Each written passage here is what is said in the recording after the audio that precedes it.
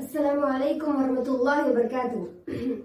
Myself Natasin. Today I stand before you to speak on three such issues I would raise awareness about as being an Indian public speaker. So my first topic has been a burning issue across the globe. Yes, it is hijab. As we all know how important is hijab. Hijab is the basic fundamental right of a woman. And today we see our generation drifting more towards Western culture and they're neglecting the basic fundamentals of Islam, which is causing a great influence on our Muslim community. Today's generation should realize that wearing hijab does not make them, backward or less civilized, but following and wearing hijab can be a key for them to succeed in this world and in the hereafter. The major reason behind this, according to me, is the use of social media and mobile phones, which definitely has misleading and misguiding contents, and due to which our Muslim Ummah end up committing sins and they pull themselves away from the mercy and grace of Allah subhanahu wa ta'ala. My second issue is about mental illness like anxiety, depression, which can again be a consequence of the first one. As we all know, like how when a Muslim, is devoid of his Lord's mercy and blessing, he or she is lost. And at that point, Shaitan finds its way in and tries to put manipulative thoughts and misleading actions. That is when the things get bitter.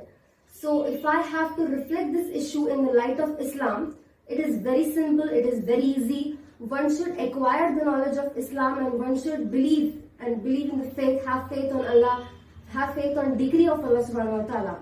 My third issue is education, which is like most common, but is a very crucial topic to look upon according to me. Education not only builds one, gives creates an understanding to a child, but it also builds up their intellectual behavior. A Muslim child should be taught on how to create a balance and momentum between both of these mentioned aspects. Like as it has been said well by a great scientist, that education is the most powerful weapon one can use to change the world. It not only makes one intelligent, it builds up a better character, which is like the most important thing in the view of Islam.